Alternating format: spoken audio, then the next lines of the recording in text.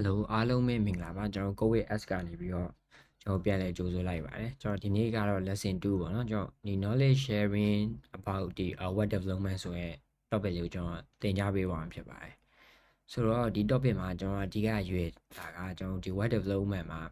ဘယ်ပိုင်းတွေပါမလဲပေါ့နော်ဘယ်လိုမျိုးတွေပါသွားမလဲကျွန်တော်ဘယ်လိုမျိုးတွေဒီ web development process တွေကအပြင်မှာတကယ် reality မှာဘယ်လိုလုပ်နေလဲကိုကျွန်တော်ပြောပြပေးပါမှာပါဟုတ်ကျွန်တော်တို့ဒီ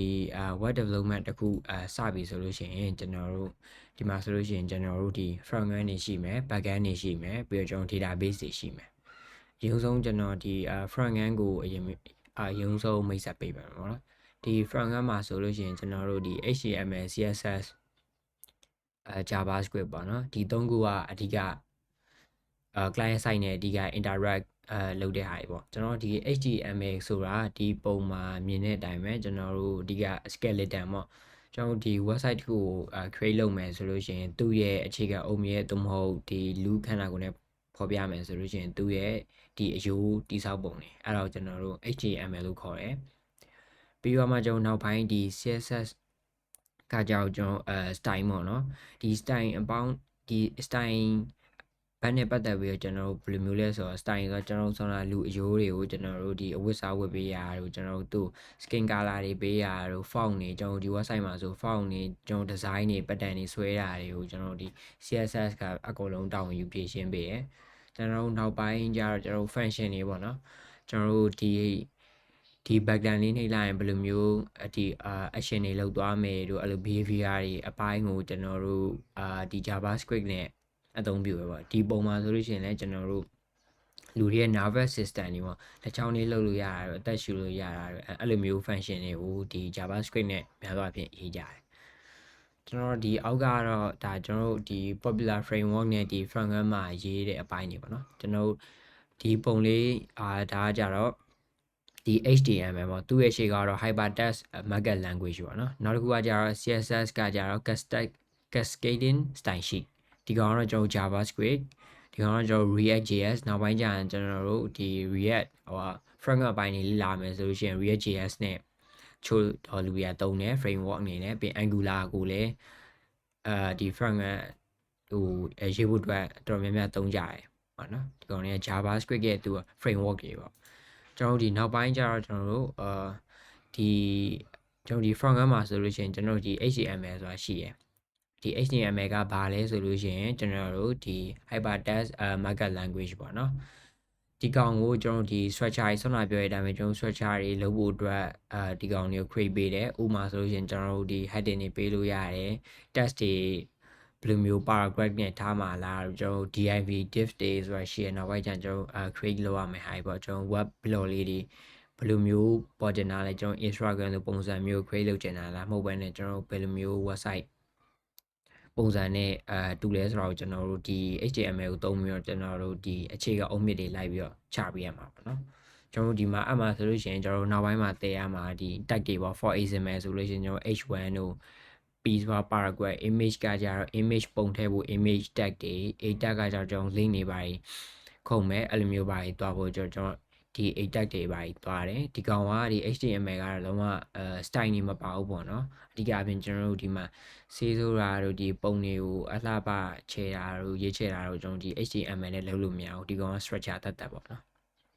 ဟုတ်ပြီကျွန်တော်ဒီသင်ခန်းစာမှာကျွန်တော်ဒီ HTML ကို intro အနေနဲ့ကျွန်တော်ပြောပြပေးရပါတော့ကျွန်တော်ဒီမှာနောက်ပိုင်းကျလို့ရှိရင်ကျွန်တော်ဒါကတော့ဒီ HTML ကpopular တက်တွေပေါ့နော်ကျွန်တော်နောက်ပိုင်းသင်ခန်းစာရောက်လို့ရှိရင်ကျွန်တော်ဒီ CSS ဆိုတာကိုလေ့လာရမယ်အမှဆိုလို့ရှိရင်ကျွန်တော်ဒီ CSS ကိုသုံးပြီးတော့ကျွန်တော်ဒီHTML နဲ့ CSS နဲ့သုံးပြီးတော့ကျွန်တော် design လှလှလေးဖန်တီးကြမယ်အေးရောက်လို့ရှိရင်ဒီ CSS ကရောဆောင်းပြောတဲ့အတိုင်းပဲကျွန်တော် cascading style sheet လို့ခေါ်တယ်သူကဒီ HTML ကို styling လုပ်ဖို့အတွက်ဖန်တီးပေးထားတဲ့ဟိုပါဗောနော်အဲ့ CSS တကူဖြစ်တယ်ဒီကောင်ကသူ HTML နဲ့အမြဲတမ်းတူတူအလုပ်လုပ်တယ်ပြီးတော့ဒီ CSS မှာဆိုလို့ရှိရင်ကျွန်တော်တို့ type ကကြတော့ mainly အပြင်3 type ရှိရယ်ဒီ inline CSS ပေါ့နော်ဒီ HTML ရဲ့ tag ထဲမှာ directly use လုပ်တာ directly အသုံးပြုတာကျွန်တော်ဒီ internet CSS ဒီ HTML ရဲ့ file ဒီအများသောအားဖြင့်ကျွန်တော်ဟို style ရဲ့ tag အတွင်းထဲမှာကျွန်တော်ရေးကြတာပေါ့နော်အဲ့ tag ထဲမှာအဲ့ဒါကို ရေးတဲ့ CSS ကို internet CSS လို့ခေါ်တယ်ကျွန်တော်နောက်ပိုင်းကျတော့ external CSS ကျွန်တော် file တွေကိုနောက် project တွေရမ်းကြည့်လာပြီဆိုလို့ရှိရင် file တွေကျွန်တော်အပြင်ထုတ်ရေးကြရများတယ်များသောအားဖြင့်အပြင်ထုတ်ရေးကြတယ်အဲ့အပြင်ထုတ်ရေးပြီးတော့မှအဲ့အပြင်အဲ့ separate လုပ်ထားတဲ့ external CSS နဲ့ကျွန်တော်ဒီ HTML နဲ့ကိုချိတ်ပြီးတော့ဒီ style တွေပေါ့ကျွန်တော်ရေးကြတယ်ဟုတ်ပြီကျွန်တော်ပြီးတော့နောက်ပိုင်းဟာကကျွန်တော်နောက်ပိုင်းသင်ရမယ့်ဟာကျွန်တော် JavaScript ပေါ့နော်ဒါဒီရဲ့ front end ဘိုင်းမှာပဲပါတာပဲဒီ front end ဘိုင်းမှာ JavaScript ကတော့သူက programming language တခုဖြစ်တယ်သူကဒီ web page တွေကို interactive တို့မဟုတ်ဒီ dynamic ပြောင်းလုပ်ပေးတယ်သူက object oriented language ပေါ့နော်ကျွန်တော်နောက်ပိုင်းကျရင်တော့ဒီကောင်တွေကျွန်တော်အသေးစိတ်ပြန်ရှင်းပြပေးမယ်ဟုတ်ပြီကျွန်တော်အဲ့တော့ကျွန်တော်ဒီနောက်ဆုံးအနေနဲ့ကျွန်တော်ပြန်ပြောပြမယ်ဆိုလို့ရှိရင်ဒီ front end မှာဆိုလို့ရှိရင်ဒီ HTML CSS JavaScript တွေပါမယ်ကျွန်တော်နောက်ပိုင်းကျလို့ရှိရင်ကျွန်တော်တို့ Bootstrap ပေါ့နော် Bootstrap တို့Tailwind တို့ကိုအသုံးပြုပြီးတော့ဒီ CSS အပိုင်း user interface အပိုင်းကိုကျွန်တော်တို့ပို့ပြီးတော့လျင်မြန်မယ်မြန်ဆန်တဲ့နည်းတွေနဲ့ကျွန်တော်တို့ဒီ design တွေရေးဆွဲလို့ရတယ်ပေါ့အဲ့ဒါကြတော့သူအဲ့ Bootstrap တို့ကျွန်တော်ပြောတယ်ပြီးတော့နောက်တစ်ခုကကျတော့ Tailwind တို့နဲ့အသုံးပြုပြီးတော့ရေးလို့ရတယ်တချို့လူတွေကျတော့ SCSS တွေတုံးကြပို့ပြီးတော့ customize ပို့ဖြစ်တယ်ပေါ့ SCSS တို့ပါဟုတ်ကျွန်တော်ဒီနောက်ခုအနေနဲ့ကကျွန်တော် web development မှာဆိုလို့ရှိရင်ကျွန်တော်ဆောင်းတာမှာ front end ရှိရယ် front end ပြီးလို့ရှိရင်ကျွန်တော်တို့ပါလို့လဲဆိုတော့ back end ဆိုတာကျွန်တော် user interface design တွေဒီသူတို့ user တွေသုံးဖို့အတွက်ဒီ website လက်လာလေးရေးပြီးသွားပြီဆိုလို့ရှိရင်ကျွန်တော် back end ပေါ့နော် server side အနေနဲ့ကျွန်တော် logical thinking တွေဒီ data တွေ process လုပ်မှလဲလို့ authentication တို့ကျွန်တော်ပြီးလို့ရှိရင် login logout တို့ကျွန်တော် user ရဲ့ data တွေဘယ်လိုမျိုး handle လုပ်မှလဲအပိုင်းတွေကိုကျွန်တော်တို့ဒီ backend language တွေနဲ့ရေးရတယ် backend မှာဆိုလို့ရှိရင်အများဆုံးအပြင်ကျွန်တော်တို့Python ပေါ့ Python ကတော့ဒီတစ်စိတ်လေးနဲ့ပြင်ကျွန်တော် Java သုံးတယ် Node တွေသုံးတယ် Node.js သုံးတယ်ပြင်ကျွန်တော် PHP ပြီးရင်သူတို့နဲ့ပို့ပြီးတော့မြန်ဆန်အောင်သုံးတဲ့ framework တွေလည်းရှိတယ် PHP ဆိုလို့ရှိရင် Laravel လို့မျိုးဟာမျိုးနဲ့ရေးကြများတယ်ကျွန်တော် Java ဆိုလို့ရှိရင် Java Spring Boot တို့Python ဆိုလို့ရှိရင် like Django or like Flex အဲ့ကောင်တွေတွေ့ကြတယ်ဒီ Node ကတော့ကျွန်တော် Express နဲ့များသောအားဖြင့်ပို့ပြီးတော့ရေးကြများတယ်ပေါ့နော်ဟုတ်ပြီကျွန်တော်ဒီအဲ့တော့ကျွန်တော်နောက်ဆုံးweb development မှာကျွန်တော် database ကလိုအပ်တယ်ကျွန်တော်ဒီ database ကကြကျွန်တော်ဘယ်လိုသွားလဲဆိုတော့ဒီ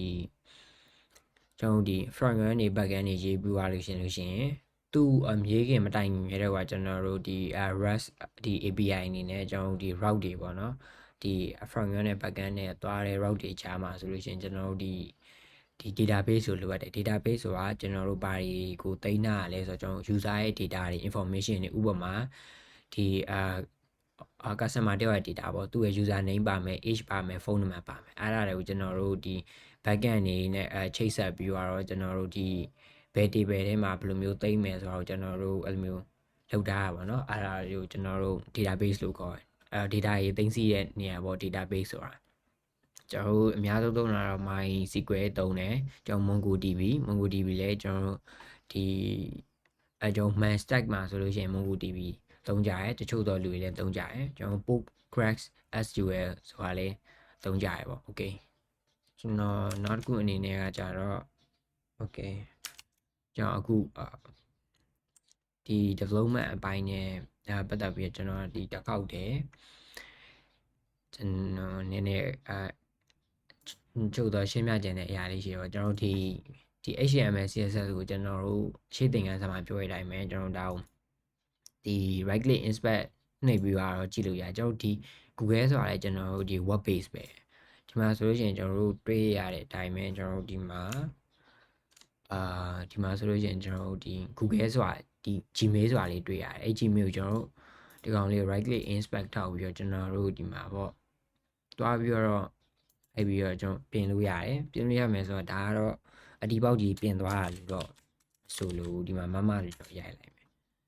ဒီကောင်သွားပြန်ကြည့်လိုက်မယ်ဒီမှာမလို့ပြောင်းအဲ့လိုမျိုးပေါ့နော်ဒီကောင်ကတော့ကျွန်တော်တို့သူ့ရဲ့ဒီ access တွေ authority မရှိရဲ့အကြောင်းမို့ဒီကောင် reload လုပ်လိုက်လို့ရှိရင်ဒီကောင်တော့ပြန်ပြောက်သွားမယ် okay ငွေကျွန်တော်ဒီနေ့ကျွန်တော်သင်ခန်းစာကျွန်တော်ဒီHTML နဲ့ကျွန်တော် စာမှာဆိုတော့ဒီ HTML အကြောင်းလေးအရင်ပြောပြလိုက်မယ်ကျွန်တော်ဒါကတော့မနေ့ကသင်ပေးခဲ့တဲ့ lesson ပေါ့နော်သင်ပေးခဲ့တဲ့ lesson မှာဆိုလို့ရှိရင်ကျွန်တော်ဒီ file လေးကို create လုပ်ထားတယ်ကျွန်တော်ဒီနေ့နောက်ထပ် file တစ်ခုကိုcreate လုပ်ပြမယ်ကျွန်တော်ဒီ folder ကိုဖွင့်ဖို့မေးနေတဲ့လူတွေကျွန်တော်ဒီ file ဆိုတဲ့ဟာလေးကိုနှိပ်ပြီးတော့ကျွန်တော်တို့ဒီ open folder ကိုလေးကိုရွေးပေးပေါ့နော်ရွေးပေးပြီးလို့ရှိရင်ကျွန်တော်ဒီမှာကျွန်တော်ထားတင်တဲ့ဒီ project folder ရဲ့ location လေးရွေးပေးပြီးရင် open နှိပ်ပေး okay အကြောင်းပြောလို့ရှိရင် right click new file okay new file မှာကျွန်တော်နောက်ထပ် index တစ်ခု create လုပ်ပေးမယ် okay html okay index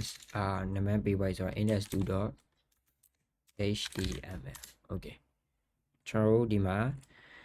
ဒီကောင်ကိုကျွန်တော်တို့ဒီလိုမျိုးယူကျွန်တော်တို့ဒီလိုမျိုးမြန်မာလိုရေးနေမယ်ဆိုတော့ကျွန်တော်ဒီတိုင်းဟိုပဲကျွန်တော်တို့ဒီ shift နဲ့1နဲ့ကိုဖိလိုက်ကျွန်တော်အဓိကအပြင် exclamation ပေါ်လာလို့ရှိရင်ကျွန်တော် enter ခေါက်လိုက်သူ့လိုသူဒီကောင်လေးပေါ်လာလိုက်မယ်ဆိုရှင်ကျွန်တော်အမြဲတမ်းဒီမှာ control အမြဲတမ်း save လုပ်ပေးရမယ် okay okay ဒီမှာဆိုလို့ရှိရင်ကျွန်တော်တို့ဒီ